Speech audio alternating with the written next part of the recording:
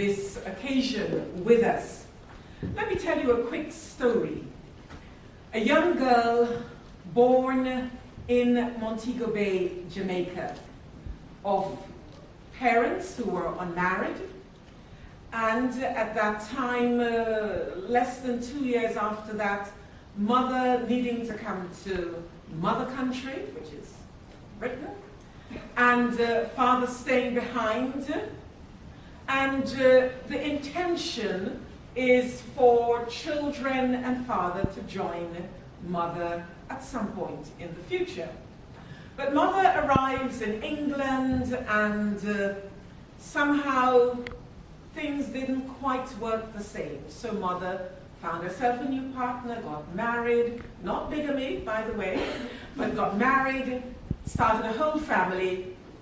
Little girl got left behind in Jamaica with her older sister, who was only about 18 months or so older than her.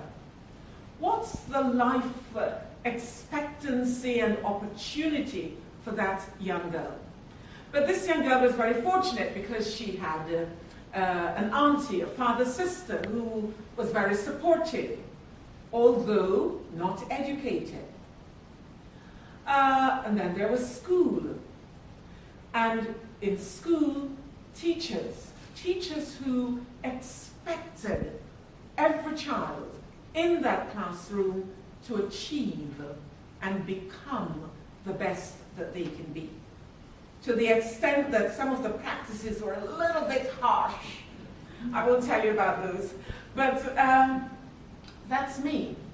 Here I am, X number of years later. If I was born here, I wonder whether I would be in the same position. Normally when I introduce myself at engagements that I do, I often say that I have the good fortune of being born in Montego Bay, Jamaica.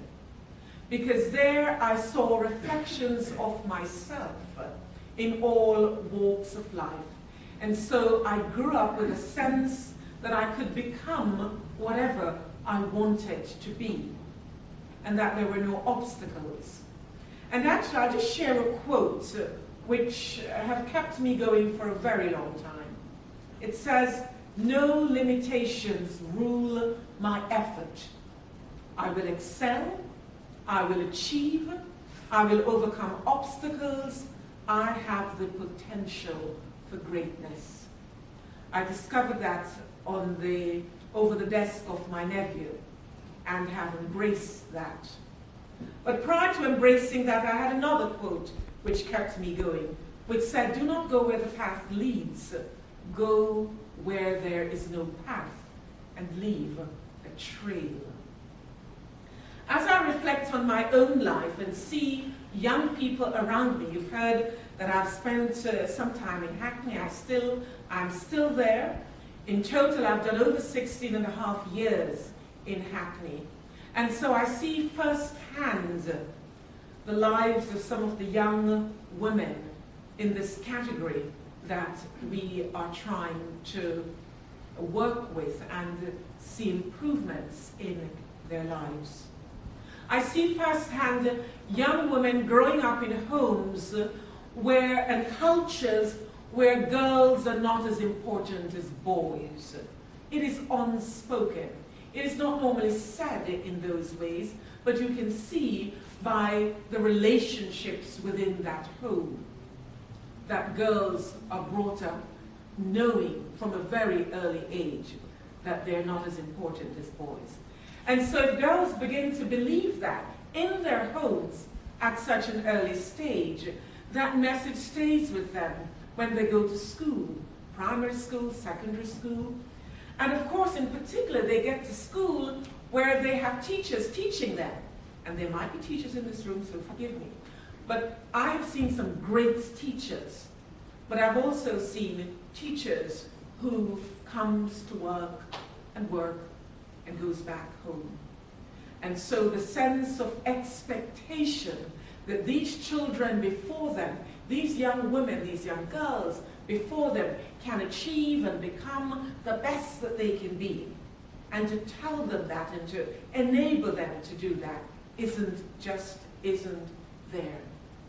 And then they leave school and they attempt to get into further education or into access into work. And those messages that were already laid are still coming in their ears, that they're not as good as. And so it prevents them from believing that they can achieve, that they can excel. And how can they believe those messages if they don't even get their foot in the door in the first instance? So I think that there is a real challenge for us as a community, as a society. Those young women that we are referring to are going to be the parents. Some are already parents. But they're ultimately going to be the parents of the next generation. So if we don't get this sorted now, then we are stacking up challenges, problems, mega issues for the next generation and generations to come. When I go around and in the homes that I visit with parents and their children, I always ask the children, what do you want to be? What do you want to become? And if the parents try to butt in and tell me what they want their children to be, I said, no, not interested. I want to know what this little girl's or boy's dream is. Sometimes, quite a number of them, interestingly, in Hackney, tells me that they want to be a hairdresser. And my response to them is, hairdressers are 2 a penny on my high street. If you walk along Kingsland Road, loads of hairdressers, they're all over. So I say, if you really want to be a hairdresser, be a Vidal Sassoon. Be a name. Don't just be a hairdresser. Be a Vidal Sassoon. It is about getting them to think not just about putting their hand out there and touching it, but actually about reaching beyond where their hands can reach, stretching and finding that utmost point where they will feel that sense of satisfaction because they have engaged with something and they have achieved something. We need to assist our young people, our young women, to see images of themselves. And those of us who are fortunate to be in work, those of us who are fortunate to be living our dream, we cannot be content. We must give time and make time, either for our children or our friends' children or other children within the community or in local secondary schools. I wanted to be part of this as soon as I read what this was about, because I felt very strongly, and I've always felt very strongly, that as young people within our community, we need to believe in them. We need to give them a vision of themselves that will enable them to step out with more confidence. More confidence. They're not going to get this confidence if all the images tells them that they're of no worth. They're not going to get these images or reflections, positive reflections of themselves, if they're only listening to the rap music that is exceptionally derogatory. And so somewhere along the line, we have to break that cycle. And that cycle can be broken. And part of what the Young Women's Trust is doing is actually working towards breaking that cycle.